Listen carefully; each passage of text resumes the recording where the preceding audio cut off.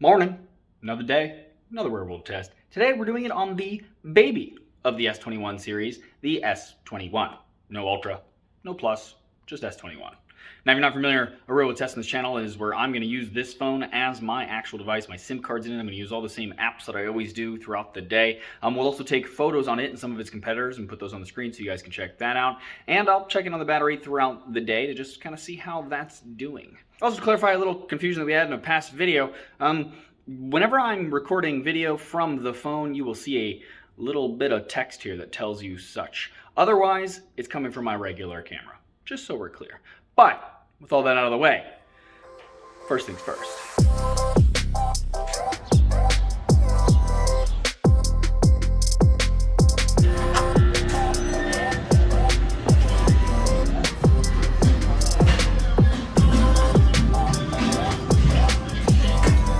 Thank you.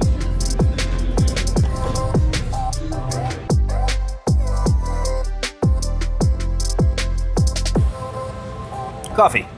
Check. Now, real quick, let's talk about the styling of the phone. And firstly, this color is giving me serious Thanos vibes. Honestly, this is the smallest Galaxy right now, and even though it still has a 6.2-inch screen, so it's not small, coming from the iPhone Pro Max and then the S21 Ultra, which I did a video on that I'll link to below if you want to check that out, it does feel tiny by comparison. The screen, by the way, is flat instead of curved like it is on the Ultra, which I know a lot of you prefer since it means less accidental touches. I will say though that the Ultra screen is less curved than normal, and like most of Samsung's latest phones do that because they know about the accidental touches. And when I was using the Ultra, I didn't really have any, so that's kind of good, but I do still understand why you guys like flat screens. It also just feels good. The back is a plastic, but it's got this matte look and like a texture to it that makes it feel better than like plastic should. I also just love that instead of trying to hide the camera bump, Samsung has now kind of embraced it and even kind of made it part of the design and like a conscious decision. And you can see that with this two-tone look on some of the models. Also for them marketing-wise, it kind of makes the phone instantly recognizable from afar as well. Also, I forgot to mention this in my ultra real world test, but the fingerprint sensor in here, which is an under display one, it's the ultrasonic one from Qualcomm, but it's like their next generation, is a lot snappier than it used to be. So that's great.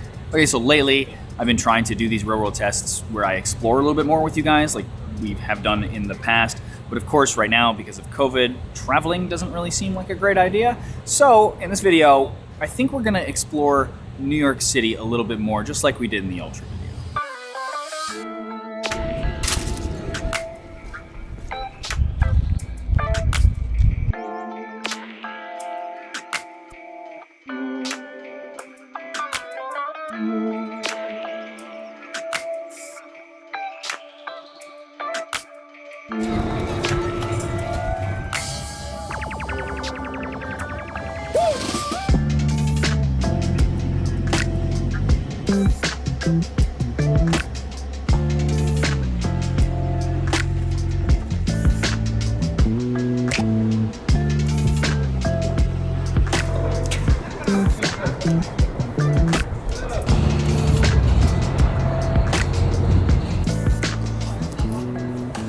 Welcome to Wall Street, which is believed to have got its name from it being the northernmost wall of the Dutch settlement called New Amsterdam back in the 17th century. Probably checks out. Spoiler alert though, it didn't stop the British. Regardless though, it's now an 8-block street near the southern tip of Manhattan, where the famous financial hub of the United States, the New York Stock Exchange, sits. It's also the home of this young lady, who you might have also seen. Her name is Fearless Girl, and she was commissioned by a stock index of gender-diverse companies who have a relatively high percentage of women in senior positions, and she's meant to encourage other companies to recruit women to their boards. Her original location, though, was over here, in front of another very famous bronze sculpture called Charging Bull. But after the original artist kind of complained that she changed the meaning of his art by being here, they moved her to her new location in front of the stock exchange.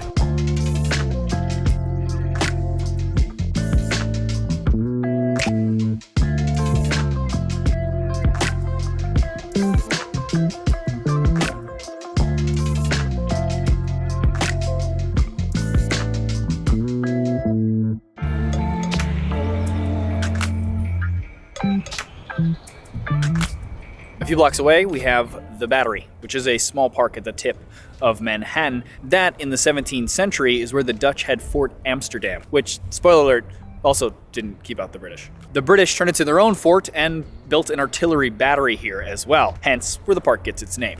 I like this park though. It's just like a nice juxtaposition to all the financial buildings all around here and the skyscrapers beyond that. And it's just kind of a cool place to watch the sunset with, a silhouette of Lady Liberty in the foreground. And it's also probably a good place to talk about the cameras on this phone. So we have 3 cameras on the back, an ultra-wide, a main, and a 3x optical telephoto lens, which, as I've said in the past, I appreciate, since I've always felt like 2x doesn't seem like it's that different from the main camera for me. 3 starts to help. We also have a digital zoom up to 30 times, but as with most of these phones, it's more of a novelty than something I would personally want to take many photos with. In addition to that though, we also can record in up to 8K in 24 frames a second and 4K up to 60 frames a second, just like the more expensive S21 Ultra. And we also have the same director's view to see previews of each of the rear cameras and choose from them by tapping on them, which is cool. But it only does the front and one rear at a time, and they're combined instead of multiple at once like Filmic Pro on the iPhone does, which to me is more useful, but not something I'd use a terrible amount regardless, so it's fine. Lastly, we also have single take as well, like on the Ultra, which lets you shoot a 10-second video that the phone then uses AI to create a bunch of short clips from, plus photos from the multiple lenses, etc. Again, I personally don't think I'd use this very much, but as some people pointed out in the last video, it might be good for some rambunctious children.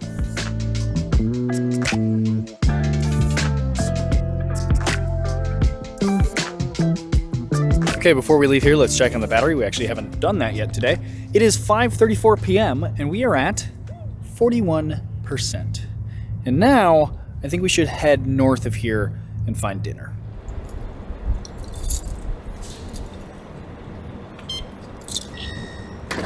It's always really exciting when you get an electric one.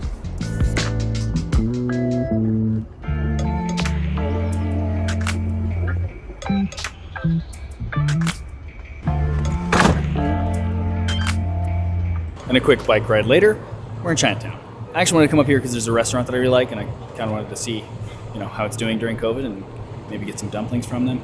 But speaking of all that, check out these lanterns. These are actually part of the Light Up Chinatown initiative, and it was started here basically to take donations to try to help a lot of the businesses in Chinatown, which was extremely hit by COVID, more so than a lot of other neighborhoods. And so each one of those represents a donation. Some of them even have names on them, and they're actually trying to extend this and do another street as well. I'll actually leave a link below to the new GoFundMe that they have going if anyone is curious about that. But yeah, kind of cute, right?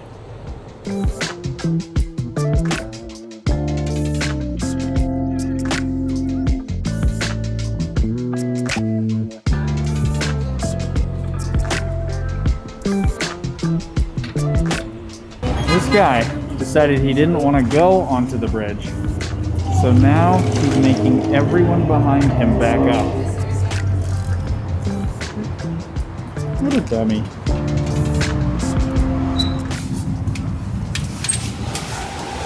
Ready for me? Bottle water and 2 pork soup dump, that's it. Thank you very much. Have a good one, bye. Whenever you order and they give you multiple utensils because they think it's more than just you.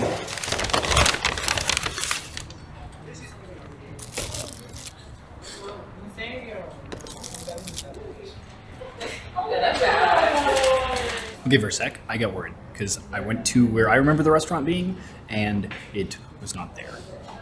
But it turns out that they actually moved from the tiny alley that they were in around the corner to a larger spot. So it's all good. And it seems like they're doing takeout only now during COVID, which makes sense.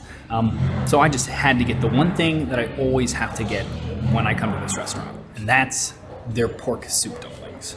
Now, if you're not familiar, they're dumplings with pork soup inside them. And even though they're in a takeout container and a few came broken, they're just as good as I remember. And now that I just tore through 2 orders of dumplings by myself, let's check into the battery. It is 7:23 p.m. and we are at 25%. Hi, here for David? Yeah. Alrighty.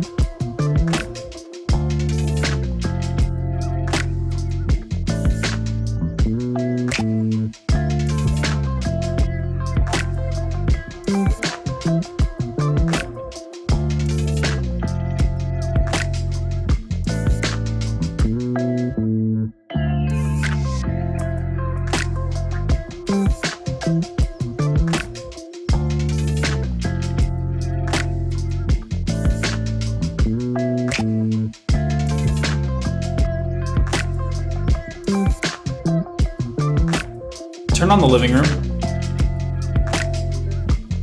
Okay, calling it a night. It is 9:15 p.m. and we are at 10%. And here's my screen on time and my usage for anyone who's curious about that. And as usual, I left all of the settings on default. So the screen's refresh rate was set to 120 hertz adaptive, which means that it adapts from 10 hertz all the way up to 120 based on what you're doing on the screen automatically. The brightness was set to auto, all of the normal things that it does when it comes out of the box. Okay, regardless of the battery life, thinking about this phone, there's just something kind of interesting about it, which is the fact that this S21 is, as near as makes no difference, identical to the S20.